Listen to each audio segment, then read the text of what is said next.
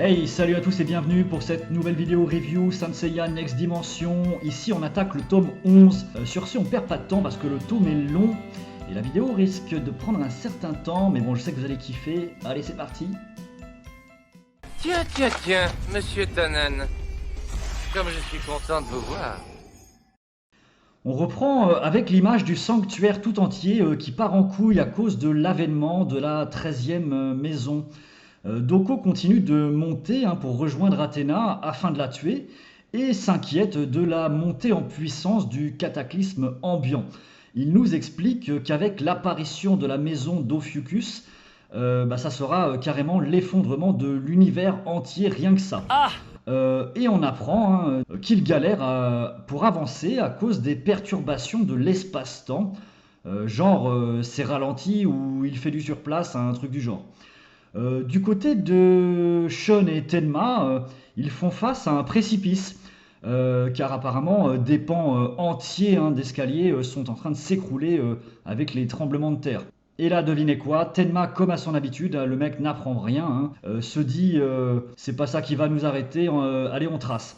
Shun sent bien lui qu'il y a quelque chose de bizarre, car au fond du gouffre il y a comme une espèce de galaxie qui est apparue. Mais Tenma lui il s'en balèque, et il saute en disant à Shun vas-y rejoins-moi de l'autre côté. Shun a à peine le temps de crier Tenma que celui-ci disparaît d'un coup. Et voilà, donc encore ce guignol de Tenma qui a foutu le dawa, laissant Shun dans la merde. Bon, si j'étais à la place de Shun, la prochaine fois je dirais à Tenma vas-y mec, on se sépare, ça sera mieux comme ça. Lol. Un peu plus loin, on retrouve Shiryu lui aussi face à un trou, ne pouvant plus avancer, alors que visiblement il n'était plus très loin du temple du Scorpion. Il se décide à sauter de même, et pareil que pour Tenma, il disparaît aussitôt. Là, on change de décor et on se retrouve au pic des 5 vieillards et on voit un type au loin marcher tranquille. Et ce mec, c'est Shiryu qui rentre visiblement chez lui et il est accueilli par sa meuf et son fils adoptif. Ils ont l'air heureux tous les trois. Bon, c'est bien gentil là, mais on se dit what the fuck, c'est quoi le délire? Est-ce que c'est un flashback ou quoi? Puis ça continue et on les voit dans plein de scènes de vie du quotidien, genre normal. Ils se demandent comment se passe leur journée, ils sont en train de manger, etc. Shiryu pose des questions étranges du genre où étais-je aujourd'hui, j'ai fait quoi? Comme si quelque chose n'allait pas. Shunrei le rassure et on voit le temps qui passe. Shiryu cultive ses champs, son fils grandit. D'ailleurs, on dirait un petit peu un Doko jeune, c'est marrant. Celui-ci va quitter le foyer pour faire ses études à la ville et on se pose des questions, on se demande où est-ce que tout ça va nous emmener. Bref, le temps passe encore. Shiryu retrouve le bâton de son maître, mais ne semble pas se rappeler à qui il appartenait. Mais d'un coup, il a un souvenir et Doko lui dit que pour être un parfait guerrier, il ne manque à Shiryu que la longanimité. Donc alors moi personnellement je connaissais pas ce mot, mais ça signifie la patience de supporter des choses ou des événements pénibles. Ok. Donc en gros Shiryu doit apprendre à endurer toutes ces choses et rien ne doit l'ébranler. Donc bon c'est cool, j'aime bien l'idée. Un petit peu, ça fait, si on fait le parallèle, c'est comme Yoga qui avait comme précepte de son maître Camus de rester de glace, de marbre, face à ses adversaires. Mais en tout cas, c'est pas tout, et là ça devient intéressant. Lorsque Shiryu aura atteint ce stade, le dragon Ryujin, ce fameux dragon de la mythologie japonaise, celui qu'il a tatoué dans le dos, lui remettra une gemme sacrée, preuve qu'il aura atteint le stade ultime de son entraînement. Donc là, on se dit, what? Une gemme genre comme un loot légendaire dans un RPG quoi. Genre après, est-ce qu'il pourra invoquer carrément Ryujin comme une materia dans Final Fantasy VII?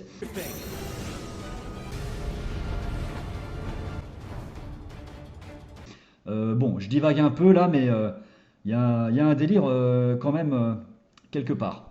En tout cas, à voir sous quelle forme cela pourrait se manifester ou quel en serait l'impact réel sur Shiryu. En tout cas, c'est intéressant de voir que le personnage peut encore être amené à évoluer. Là, Doko lui avait confié sa canne à ce moment pour qu'il se rappelle de ses paroles toujours. Ce qui est bizarre d'ailleurs, car Next Dimension se passe donc après dans le passé, mais donc après tous les événements qu'on a déjà connus. Et en tout cas, Shiryu jusque-là ne l'avait jamais prise avec lui, hein, cette fameuse canne, hein.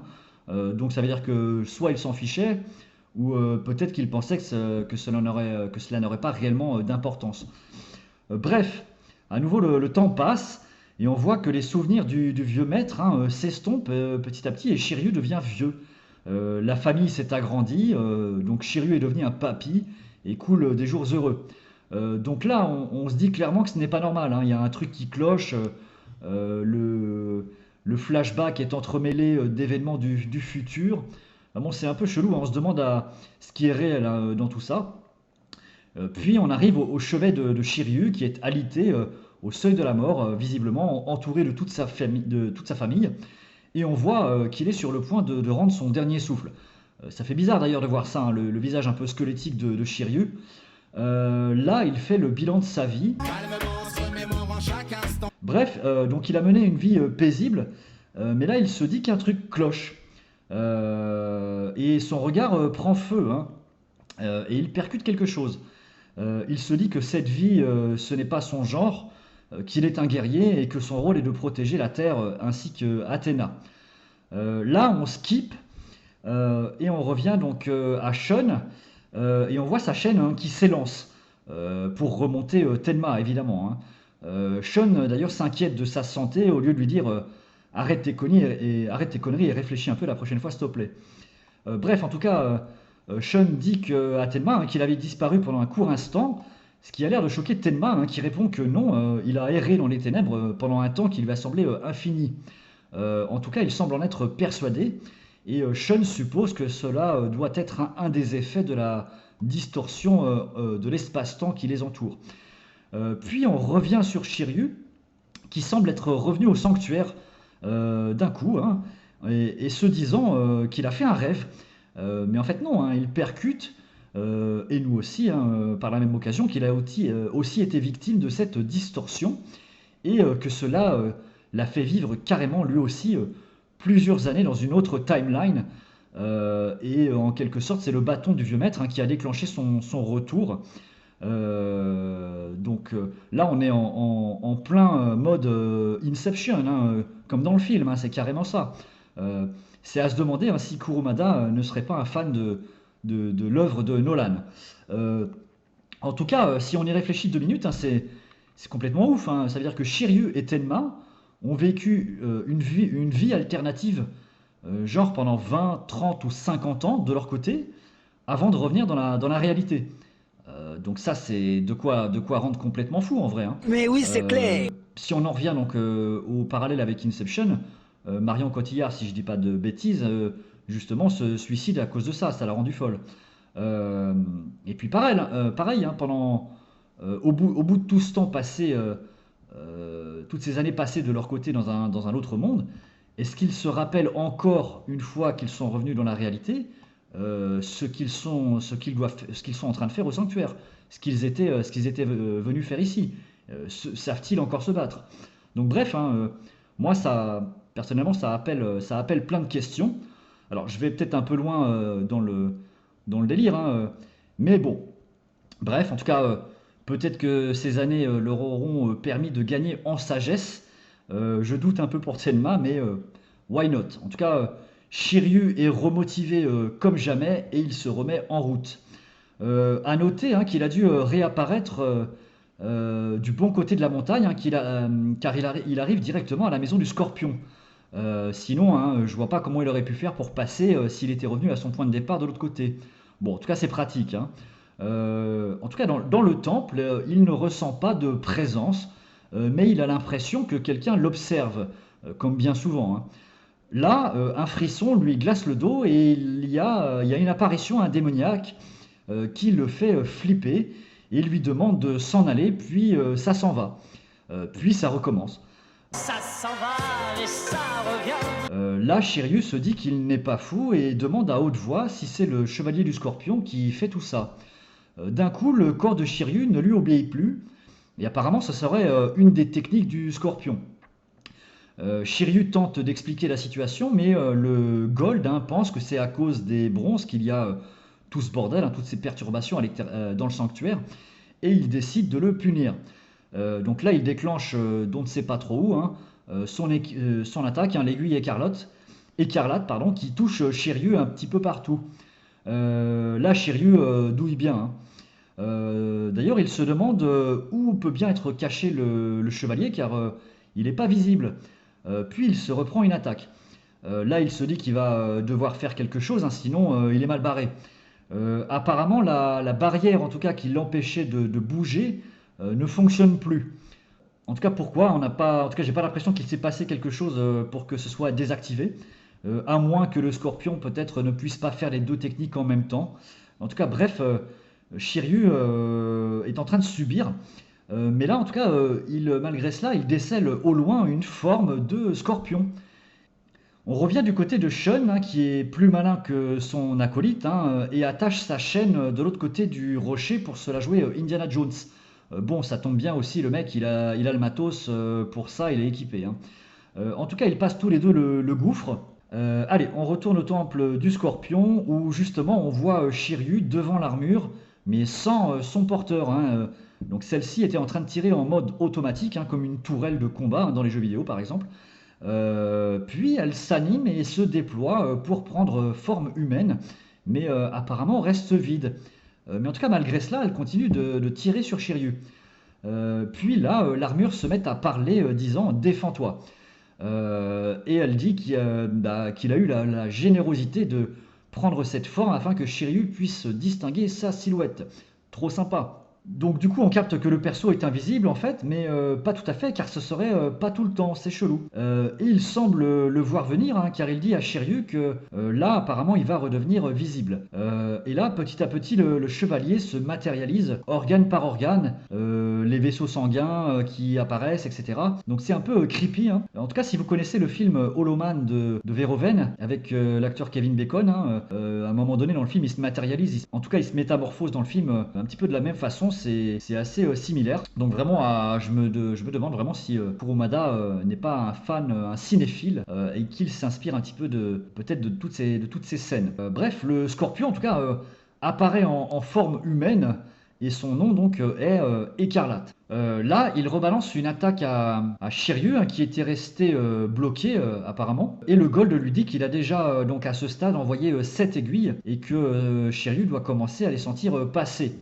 Shiryu dit qu'il aurait préféré régler ça pacifiquement, mais il a une mission et il doit absolument passer, et pour cela vaincre Écarlate. En attendant, ce dernier lui assène 4 nouvelles attaques rapides, ce qui fait éclater l'armure de Shiryu. Donc là c'est une blague, franchement, dans l'histoire, Shiryu, il faut toujours qu'il ait à se taper torse nu, donc genre c'est obligatoire quoi. Bref, le fan service quand tu nous tiens. Bref, en tout cas désormais il s'est pris 14 aiguilles, et ça étonne quand même Écarlate, que son adversaire arrive encore à bouger à ce stade, ce qui selon lui prouve une grande force mentale. En même temps normal, Shiryu vient de passer 50 ans dans une autre dimension, donc il a gagné en mindset. Bref, il prévient en tout cas Écarlate qu'hélas la prochaine attaque sera la dernière, et on le sait, la 15e attaque c'est Antares. En tout cas, Écarlate arrive à distinguer sur le dos de Shiryu un dragon qui apparaît. Le gars est fort, car de là où il est, le dragon n'est carrément pas dans son champ de vision. Bref, en tout cas, El Famoso tatou du dragon est là, et maintenant Shiryu va passer en mode énervé. En tout cas, il se lève péniblement sur sa canne et se dit que même s'il se prend la Antares, donc la 15e attaque, il continuera coûte que coûte. Écarlate se demande comment Shiryu peut connaître le nom de son attaque. Sur ce, Shiryu raconte tous les détails, l'histoire avec Yoga, Milo, etc. Écarlate bug un peu, et se demande finalement si toute cette histoire du futur ne tiendrait pas la route, justement. Ça le met un peu en sueur. Bon, en même temps, on le comprend, si on se met 2 secondes à sa place. Là, Shiryu demande donc si c'est ok, qu'il peut passer, mais évidemment que non. Le Gold répond que si Ulysse revient, cela sera sans importance et qu'il se battra à ses côtés. Et là, flashback. On voit un enfant dans son lit, un type chelou encapuchonné passe la porte et c'est Ulysse. Du coup, le gosse est malade et le docteur est arrivé à domicile, quoi. L'enfant a une maladie et il devient invisible. Petit à petit, son corps est en train de s'effacer. Là, Ulysse donne une explication scientifique, donc apparemment il est en train de se cristalliser. Il continue son diagnostic et on apprend que le jeune s'est fait piquer par un scorpion spécial pendant son entraînement. Et là s'ensuit une nouvelle explication scientifique. En tout cas, Ulysse dit qu'il va se sublimer. En gros, la transformation va le faire disparaître complètement. Donc super, le petit est bien rassuré après ça. En tout cas, Ulysse dit qu'il ne peut pas le laisser mourir, car le gosse est le futur chevalier du Scorpion, ça tombe bien. En tout cas, Ulysse, pour le sauver, va échanger son sang avec lui. Il dit que c'est sa mission. Et donc là, on apprend que pour soigner le petit Écarlate, il va devoir répéter le processus plusieurs fois. Et d'ailleurs, on apprend que c'est ça qui finalement a tué Ulysse. Oh, c'est ballot, hein? Donc au final, Écarlate a été sauvé. Mais malgré ça, son corps de temps en temps part en couille et devient transparent, puis ça revient. Mais au final, ça le tue pas. Donc Ulysse a quand même réussi la manœuvre. En tout cas, s'il y a bien donc un chevalier qui en doit une à Ulysse, entre autres, c'est bien Écarlate. En tout cas, il dit que le mec est un vrai saint, dans le vrai sens du terme, et que s'il revient, bah tant mieux, quoi. Et de son point de vue, on le comprend aussi. Sur ce, en tout cas, il se prépare à lancer sa dernière attaque, et il envoie Antares. Shiryu est pris au dépourvu, et il n'a pas trouvé d'autre moyen pour se défendre que de faire tourner sa canne comme une majorette, quoi. Ce qui la défonce, bien sûr, mais ils sont tous les deux surpris de voir que le coup a été arrêté par une gemme qui se cachait à l'intérieur.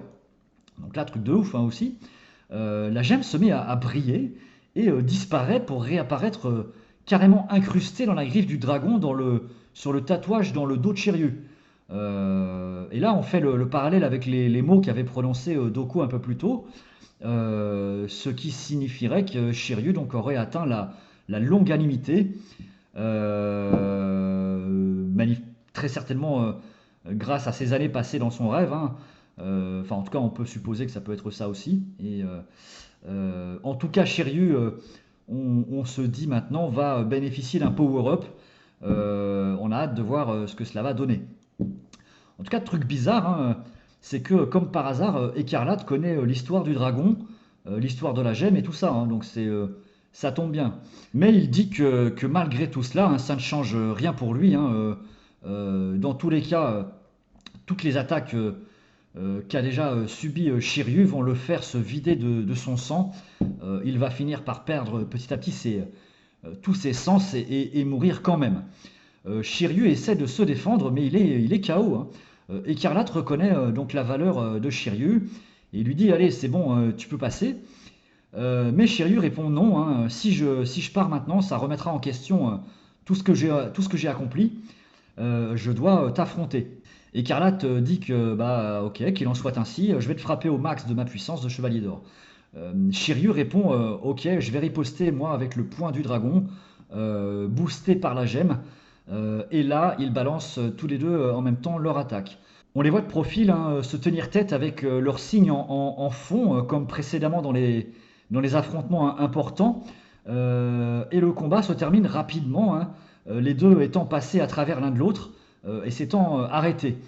Shiryu dit tu mérites bien ton rang de gold. Et bim, grosse éclaboussure de chant, genre à la Kenshiro.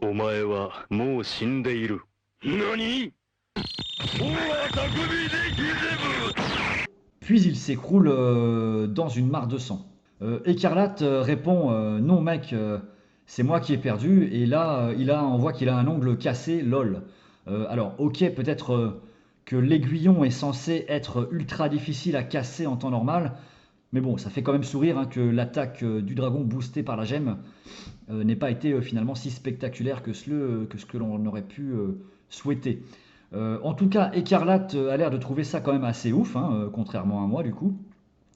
Et là, est-ce que ça veut dire qu'il il ne pourra plus du tout utiliser son attaque? Ou alors est-ce que c'est temporaire? Est-ce que c'est définitif?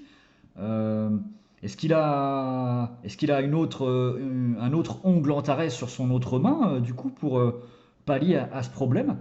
Bon, pas mal de questions me viennent là aussi. Bref, là, la canne résonne sur le sol et Shiryu est parvenu à se relever. Parenthèse, hein, la canne elle était explosée un peu plus tôt, si je me rappelle bien. Donc, bon, bref. Shiryu dit que même à moitié mort, hein, il doit avancer et même en rampant s'il le faut. Écarlate lui dit hey mec, tu vas où? Et il lui tire dans le dos. Donc on voit bien qu'il a, au passage, hein, qu'il a un autre ongle sur sa main droite, hein, qu'il peut utiliser. Donc tant mieux, hein, sinon il pouvait plus rien faire le gars, hein. Et au final, on le voit près de Shiryu. Donc évidemment, hein, avec ce dernier coup, il a fait cesser l'hémorragie. Et donc Shiryu va s'en sortir. Donc Shiryu demande pourquoi il a fait ça et Écarlate dit qu'il l'a mérité et il l'invite maintenant à rejoindre Athéna. Mais dans le fond, il dit quand même que pour lui, ça ne change rien, hein, de ce qu'il pense et que lors de leur prochaine rencontre, ils devront se battre à nouveau. Donc message bien reçu pour Shiryu. En tout cas, Écarlate dit que la maison d'Ulysse se trouve désormais entre la sienne et celle du Sagittaire, donc c'est juste à côté. Et pour sa part, il s'interroge sur les futures intentions du bonhomme. Ensuite, on revient du côté du Capricorne, hein, où on avait laissé Yoga en galère face à Iso. Il se demande ce que peuvent bien être tous ces signes, hein, et Yoga dit qu'il n'y a plus d'une seconde à perdre, il doit le laisser passer. En réponse, Iso dit que pour cela, il devra être convaincu de sa détermination. Donc là, et bizarrement, il lui propose de fuir. Donc Yoga bug. Iso poursuit, hein, disant que si il laisse Saori là, ici, maintenant, et qu'il se barre, il aura la vie sauve. Dans le cas contraire, il lui coupera la tête. Bon, clairement, c'est un test, hein, on l'a capté.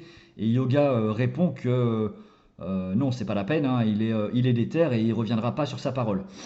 Donc sur ce, Iso dégaine sa main, mais celle-ci est gelée instantanément.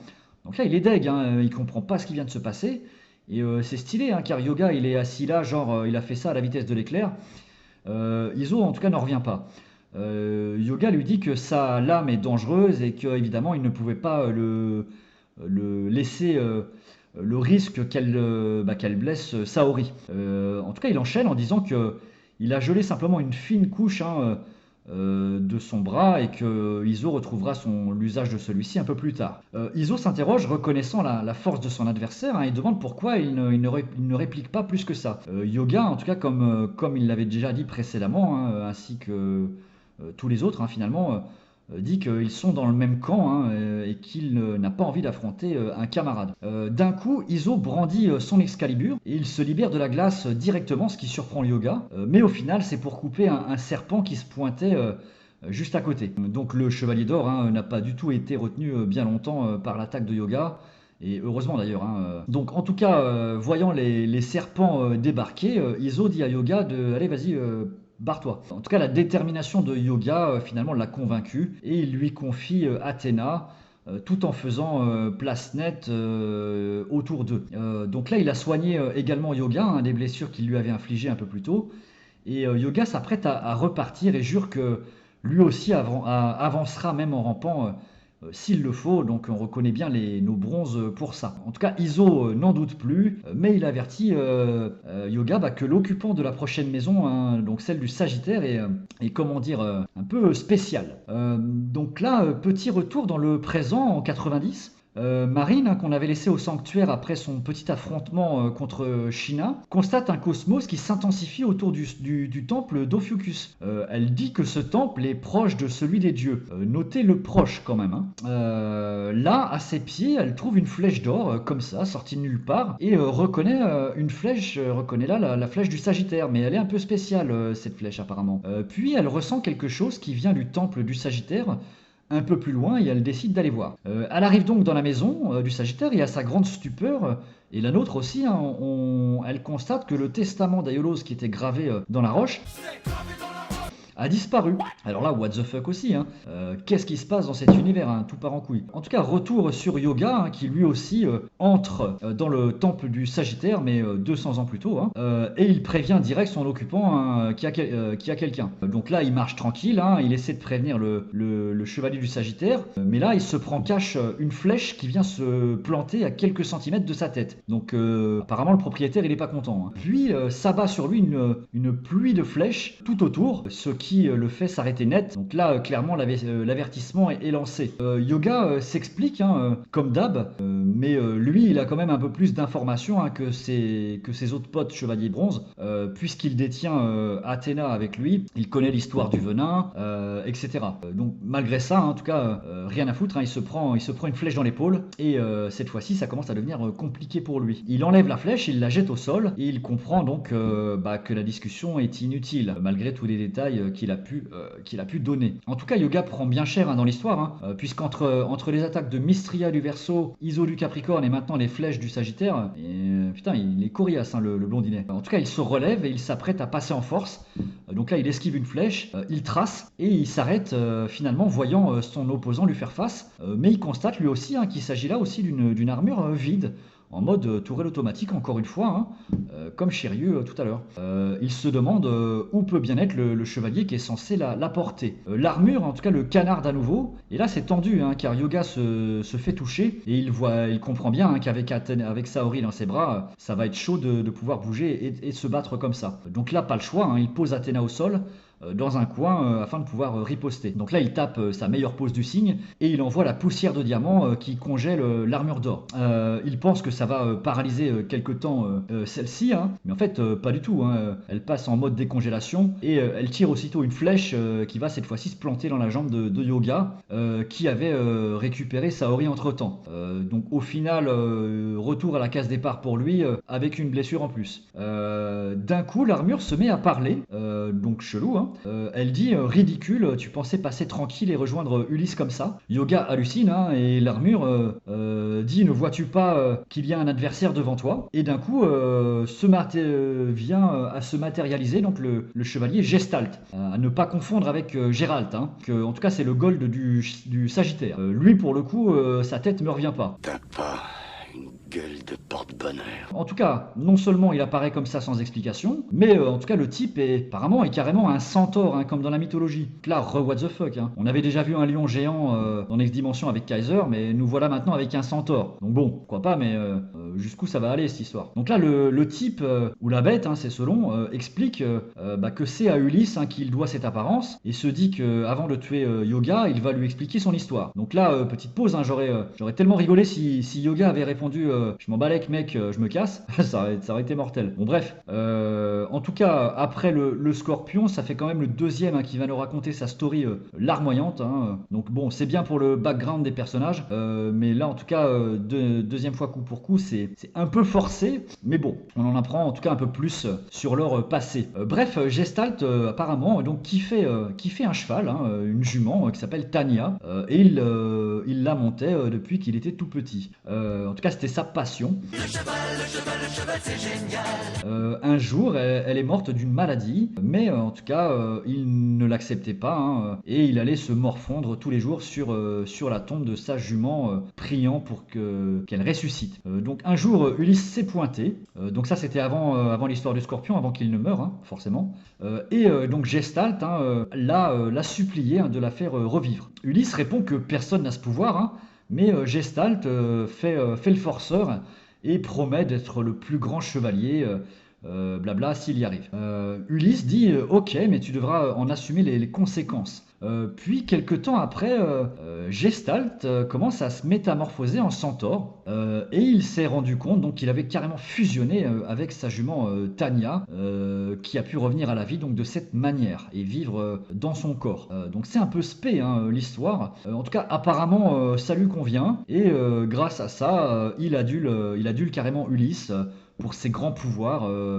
Pour lui, en tout cas c'est un dieu. Donc là Yoga rétorque direct pauvre fou, et il continue disant qu'il est pathétique, hein, et qu'il est indigne de son armure. Il enchaîne expliquant que son futur successeur Aiolos S'il voyait ça, serait carrément outré de voir quel genre de personne porte de son armure, lui qui avait donné sa vie pour Athéna. Yoga explique à son tour que lui aussi a vécu dans le refus du deuil de sa mère, comme on sait, et qu'il a compris que finalement les morts ne reviennent pas.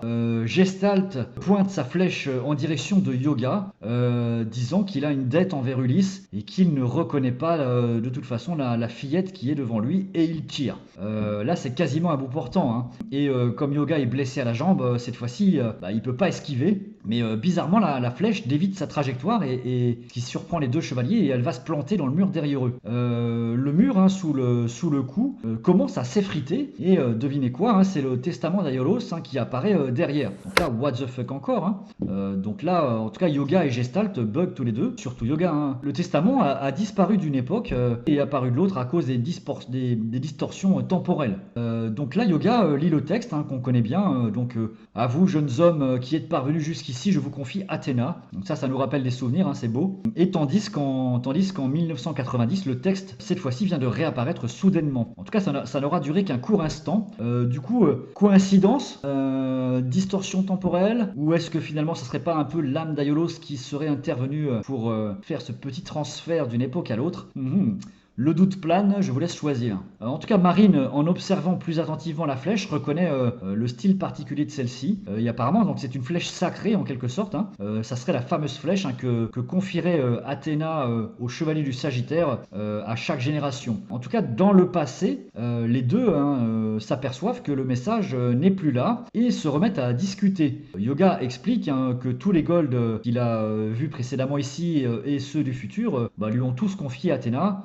Gestalt est à moitié convaincu, mais il se dit qu'il va devoir tester Yoga, et pour cela donc il sort une flèche, et il sort la fameuse flèche sacrée et la pointe sur Yoga. Donc du coup on se demande est-ce qu'il n'y a qu'un seul exemplaire de la flèche, et si oui, est-ce que c'est celle-là que Marine a dans les mains dans le futur, ou est-ce qu'il y en a plusieurs? Bon, je penche peut-être sur le fait qu'il n'y en ait qu'une seule, et du coup on ne sait pas trop bien pourquoi ni comment celle-ci aurait été perdue et se serait retrouvée cachée ou dans les ruines du sanctuaire. Bon, peut-être qu'on aurait une explication plus tard, on verra bien. Donc là, en tout cas, il prend un air sérieux, disant que c'est donc la fameuse flèche d'Athéna, comme on l'a appris plus tôt, et que si donc la fillette devant lui est bien celle que Yoga dit être, eh bien, tout simplement, elle ne risque rien. Mais qu'en revanche, s'ils sont tous les deux des imposteurs, ils vont être en gros one-shot tous les deux. Donc en tout cas, il dit à Yoga que c'est la seule façon pour lui d'en être certain. Yoga n'a pas l'air très convaincu, lol. Bref, Gestalt envoie la sauce, et Yoga, ne sachant que faire, met ses mains en avant pour essayer de faire barrage et de geler la flèche, mais c'est inutile car apparemment celle-ci ne peut pas être gelée. En tout cas, on voit le gros plan sur Yoga qui tente quand même l'opération, mais en tout cas le gel éclate, et là, magie, la flèche s'est arrêtée net devant lui. On comprend pas trop ce qui s'est passé, en tout cas stupéfaction pour Gestalt qui est en sueur, mais finalement il s'avère que c'est Saori, ou plutôt Athéna, qui s'est réveillée et qui s'est interposée de son corps et qui a fait barrage. Donc effectivement, ça a bien marché. Donc cette fameuse flèche ne peut rien contre Athéna, puisque c'est elle qui la confie. Donc en tout cas, super stylé, Goddess Power, en mode christique sur cette image. En tout cas, on voit pas bien le visage, mais le charisme est présent, véritablement. Badass sur 20, encore une fois, la petite. Là, elle se met à parler à Gestalt avec des yeux rouges. Elle lui met la près, disant qu'il est aveugle, et elle le somme de reprendre ses esprits. En fait, Tania n'est pas du tout dans son corps, et là on voit finalement un Gestalt redevenu normal. Le cul de cheval qu'il avait en quelque sorte a disparu. Donc là il comprend pas bien au début, et nous non plus, mais Athéna dit que les centaures n'existent pas, donc ouf, donc sinon ça commençait à partir loin dans le délire des trucs mythologiques. Donc en tout cas l'image du cheval n'était que dans son esprit, fabriqué par ses désirs, et elle était si forte qu'apparemment ça projetait une illusion. En gros, Ulysse l'a un peu entubé dans cette affaire, en lui faisant croire que Tania était ressuscitée de cette manière-là, alors qu'en fait il n'a pas du tout le pouvoir de résurrection. En tout cas, c'était la seule solution qu'il avait trouvée à ce moment-là. Bon, un peu limite quand même sur ce coup-là, Ulysse, de faire croire ça. En tout cas, Athéna finit en remettant une couche, disant qu'il doit revenir à la réalité désormais, et que quant à cette flèche, elle ne doit servir qu'à protéger la justice et rien d'autre. Et elle lui redonne. Et on voit le parallèle en arrière-plan, plutôt belle cette image. Et elle s'effondre à nouveau. Là, tremblement de terre, encore plus puissant qu'avant. Gestalt, qui s'est pris un bon savon, laisse partir Yoga.